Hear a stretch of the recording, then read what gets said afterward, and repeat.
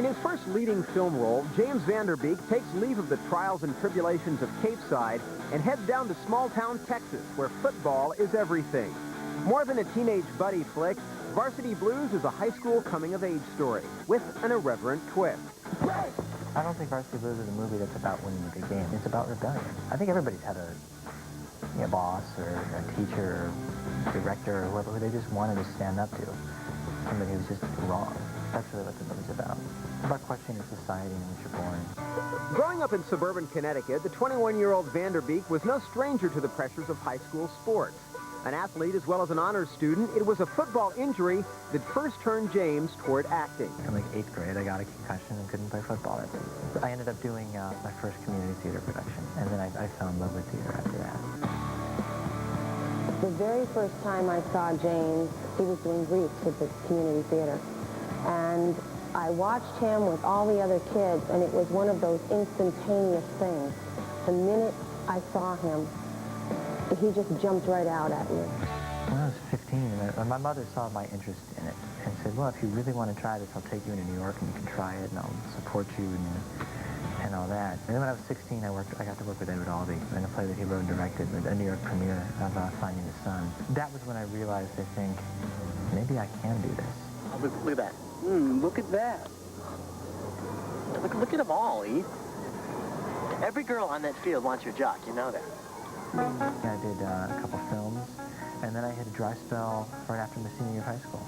I didn't get anything my freshman year of college. I was auditioning terribly, and I wasn't getting anything. Nobody was looking at me twice, and then I was so discouraged, I just said, screw it. I backpacked through Europe for 6 weeks, which is the best thing I could have done, because then I came back and I started, right back into it.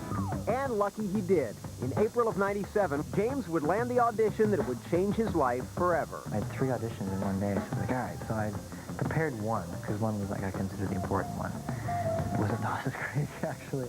So I went in, and I read, and the casting director asked me very politely if I could try and read a little bit younger. I was like, an acting challenge, sure. So I kind of pitched my voice up and just read a little bit younger, and she's like, oh my gosh, you can do it, that's so great.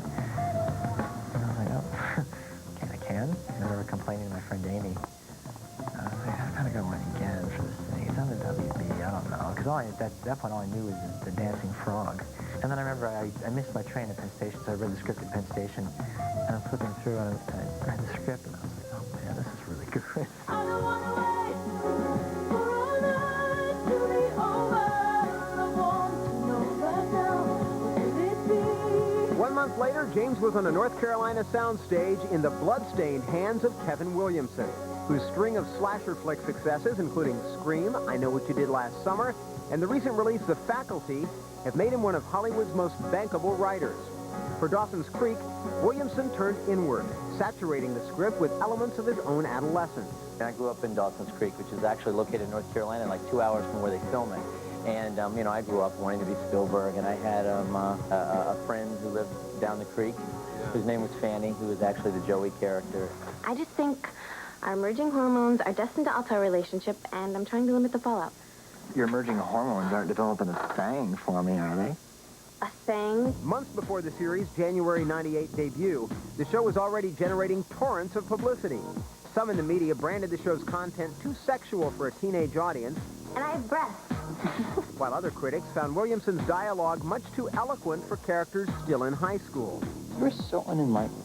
Still, Dawson's Creek was an instant success for the WB and remains one of the top-rated shows in the teen market. I think the reason the show is popular with that audience is because it's not geared for a teen audience at all. These characters speak very intelligently. They speak the way teenagers, the way everyone wishes they could in the moment.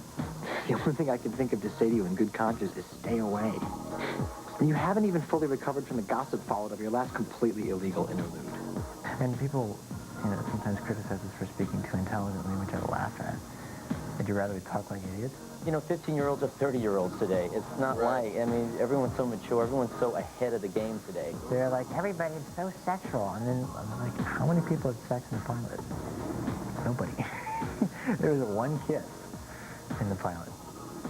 Granted, it was between, a kid and his teacher, but come on.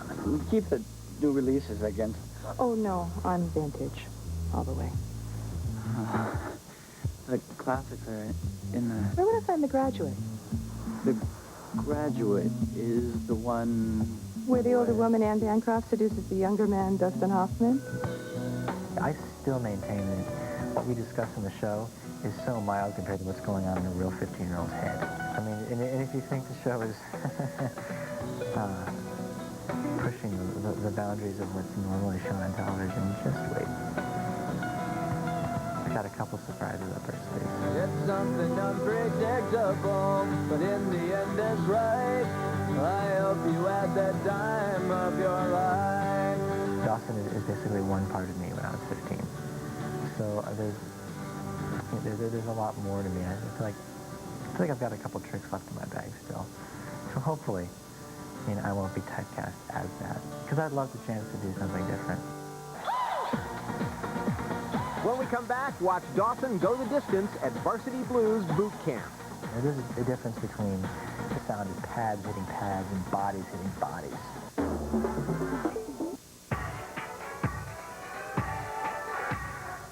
Hey, Ma! Let's roll! In Varsity Blues, James Vanderbeek plays Jonathan Moxon, or Mox for short, a high school football player who becomes the town's reluctant hero when superstar quarterback Lance, Pleasantville's Paul Walker, suffers an injury that grinds his winning season to a halt. Landing the role of Mox gave Vanderbeek a new challenge, convincing director Brian Robbins that he could sidestep the shadow of his primetime persona. This movie was far from just being offered to me. It wasn't like they had this football movie. Like, let's get that kid from Dawson's Creek to do it. Brian, I think, saw this movie that he called Angus, and he saw that I looked up really different, and I was not the same person who was on the Dawson's Creek tape that we had sent them. Listen, Angus, I'd lend you my shirt, but I'm afraid it's not going to fit. It might rip on you. Because it's cheap. Like your mother.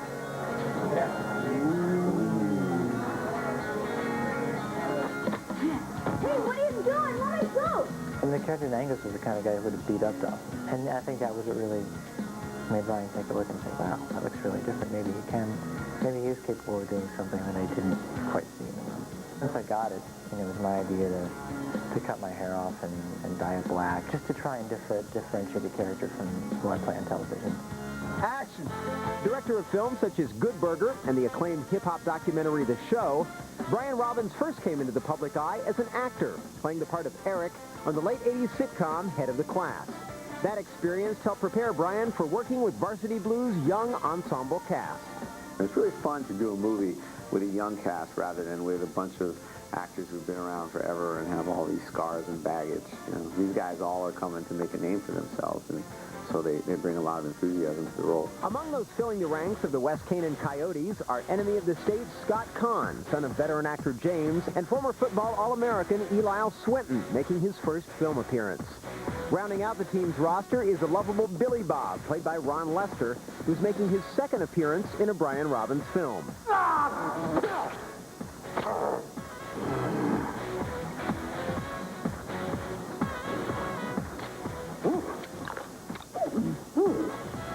Billy Bob is the character's name. He's kind of like this homegrown country boy, from West Canaan, Texas.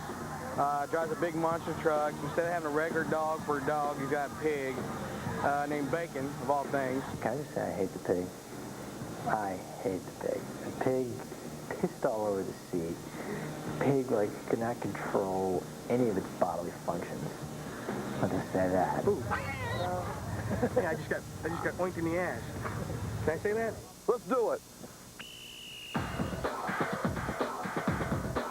Recreating the excitement and intensity that is Texas high school football proved to be the biggest challenge for the actors, and as an avid sports fan, the one that director Robbins took most to heart. When it comes to the football, you can't fake it, and I wanted the football action to be more realistic than we've ever seen before. We had the Varsity Blues playbook with X's and O's, and every play in the movie was scripted. All the guys, we all went down to Austin weeks before we started shooting to train, basically, with the football. Get in the huddle, guys. Here we go. Mark Ellis, our football coordinator, put us through, football boot camp. Golly! Scott Gunn! When you were a kid and you used to, pretend you were a rock star, pretend you were a professional football player. This is like just being a kid, going to football practice every day, playing ball with, great football players. we hired 40 of the best athletes from in and around Austin out of a pool of like 400. The football coordinator would be like, you know, don't hit the actress, don't ever hit the actress. And then so he'd walk away and we'd come up as soon as he left and he'd be like, hit me. And then the guy would you know, lay some real hits on us. I mean, the kind where, like, you know, you're on your back before you know it. Everybody's been really getting hit, you know, because everybody wants to build a part and get into what they're doing, get into the role. I haven't recovered yet. Yeah. I stutter every now and then. The worst, though, is this drooling problem. I don't know if you noticed it. Every once in a while, I get this trickle of drool that goes right corner. Slowly, he got hit way too much. Paul? There goes, yeah. He's all right. Ron went down once, I know. He had to get carried off on a stretcher, which is no easy feat, let me tell you. Scotty almost broke his neck at one point. We came out there and they were looking at us like we were a bunch of Hollywood sissies, you know. And when we left, they were sad to see us go and writing us letters saying, you know, you can play on my team anytime, and we earned their respect. Once filming began, thousands of football fans were herded into the stands of the stadium, lending extra authenticity to the game scenes, and at times throwing extra attention on the popular TV star. Every once in a while, I'd be walking down and like, oh, the guys, they come, they're always teasing me for that. Wow, Dawson can throw, all right. The first time I ever stepped in to actually run the plays in practice, I'm trying to be all tough and everything. I'd step behind the line, I'd go, red 34, red 34. I look up, and the linebacker standing right there staring at me, and he goes, I don't want to wait. Like right in my face. Of course, everybody just starts dying. They're all laughing.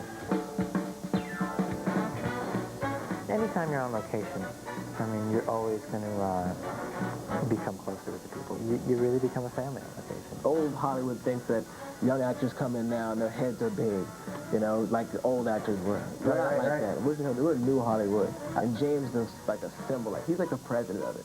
He's a complainer. His trailer's not working right. There's no meatball sandwich in his refrigerator in his trailer. His socks are too small. His pads don't fit. There's this, there's that. Scotty's the best. Scotty's great. Scotty's one of the most loyal friends right now. I mean, he's a really, really good guy. I mean, who's this guy think he is? James Vanderbeek, you know? Do me a favor. Great guy. He almost knocked him out like 3 times. Coming up, Vanderbeek and Voight go head-to-head on the Varsity Blues playing field. You listen hard. Stick to the basics. Stick to the basics. Stick to the basics.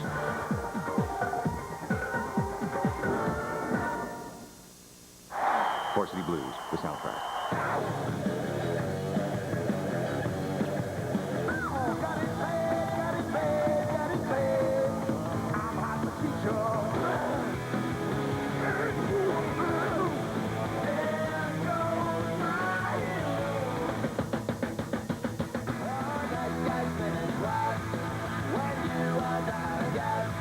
Varsity Blues in theaters January 15th.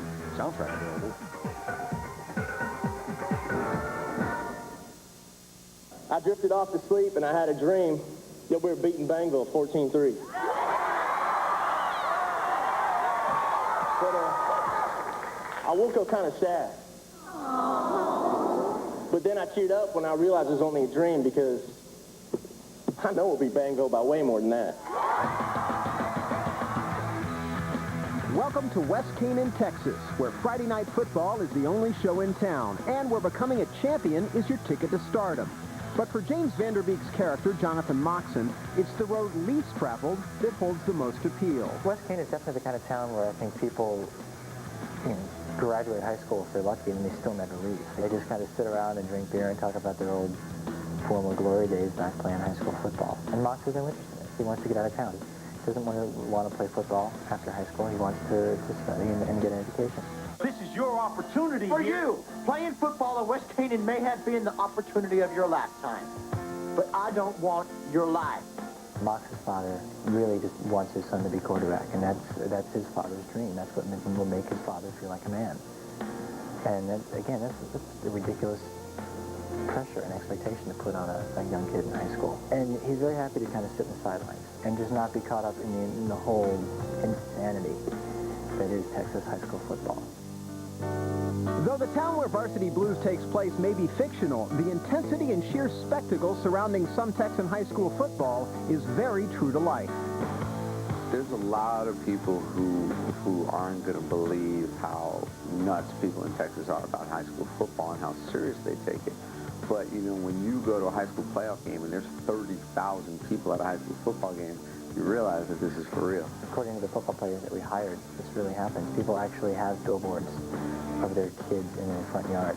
And I think Mox loves the game of football, but I think he also plays partly because it's easier just to play than to not play. That's how important it is in this town. And then all of a sudden with, I think, 3 or 4 games to go in the season, the worst possible thing happens. His best friend, who's the starting quarterback, goes down. And he's all of a sudden thrown in the middle of all that melee. And then unwittingly kind of comes to stand for everything that he thinks is wrong with the town. Oh my God! Everybody come meet Johnny Moxon, the Mox, the star quarterback Coyote. He's at my window. Less than impressed with Mox's new status is girlfriend Jules, played by Amy Smart, whose character serves the dual purpose of being Mox's love interest and reality check. She has just grown up in so much football mania with her dad being a coach and her brother being the superstar of the town. She's scared that it's going to get to his head and he's going to change. What a Kodak moment. Star quarterback Johnny Moxon having a gut check minute about who he really is. She's a really kind of perfect one. I mean, she basically calls him on all his, I guess I can't say, can I? You know, she'll call him on all his BS. Jules' rival for the role of West Canaan's First Lady is head cheerleader Darcy, played by former fashion model Allie Larder, who sets her sights on the town's reluctant celebrity. Hey, Mom. Wait up. So what time? What time what? What time are you coming over tonight? Darcy excels at everything in her life. She's a straight-A student, the head cheerleader. She's desperate to give herself a better life. So, going out with a star quarterback is a way when they get their scholarship to go out to get out of town. What the hell are you doing? Changing. Oh, come on. I'm wearing underwear. Does it really bother you? I can handle it. And he looks around and he says, you know, this is kind of a trip. But I think he realizes very quickly how little there is to actually pull from that in terms of ego or self-esteem or any of that. And I think he just is forced to put things in perspective. What are you doing? What kind of Lulu formation you pulling? The secret. Oh, it's a secret. Your dummy O's can't even run a simple draw. And you got secret formations called the OPU. Oh, it's the OPU. Yeah. OPU. Mox's ego takes a constant beating in the hands of maniacal coach Kilmer, a role to which Oscar-winning actor John Voight brought his own perspective.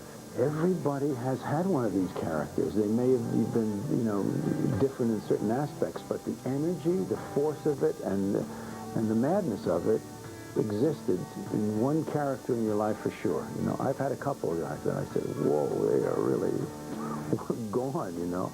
So I identify with Moxon and the kids on the team. You got a bad attitude, and you don't listen.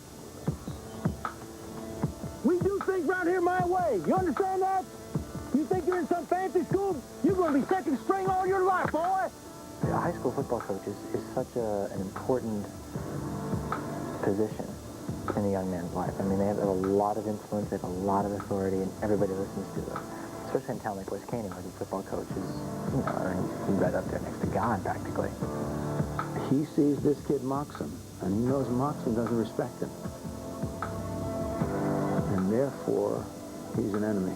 Disobey me, and I will bury you. I know about your scholarship to Brown. I got your grades under review. And don't you think for a minute that I can't screw with your transcripts and get this whole deal blown for you.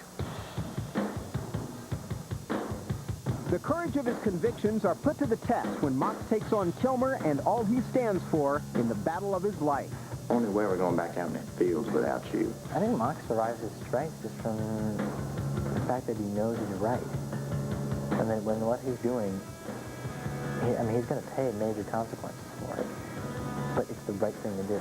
I say we go out there and we'll leave it all out on the field. We got the rest of our lives to be mediocre, but we have the opportunity to play like gods for the next half of football. Let's be heroes.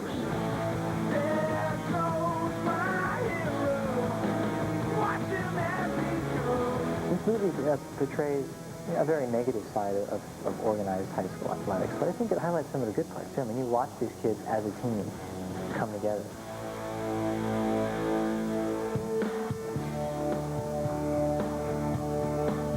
Having carried Varsity Blues to the end zone and tucked another season of Dawson's under his belt, Vanderbeek's legions of fans are anxiously awaiting his next incarnation. What I really want to do is just try to do different things, to really kind of challenge myself and try and stretch and, put myself in a situation I have no business being in, and scratching and clawing and trying to come out of it a better actor. It all depends on the stories that are being told and which ones I want to be a part of and which ones I think I can actually contribute to. And fortunately, I can choose scripts, which is an incredible opportunity that I did not have before Dawson's Creek, so very, very grateful.